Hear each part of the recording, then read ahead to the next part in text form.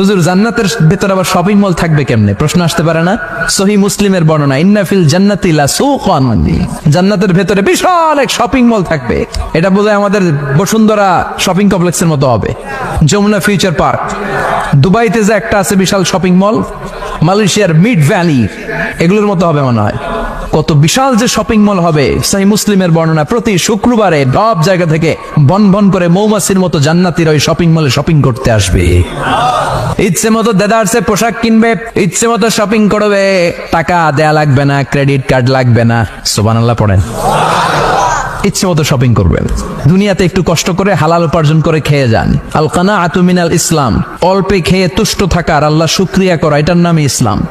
অল্প খাও, অল্প পড়ো, অল্প জমাও, অল্পের ভেতরে বরকত ঢুকাই দিছে কে? অনেকে দেখবেন অনেক খাই খাই নাই নাই করে, এটা যাদের স্বভাব তাদের কখনো বরকত হয় না। অল্প খাবেন, অল্প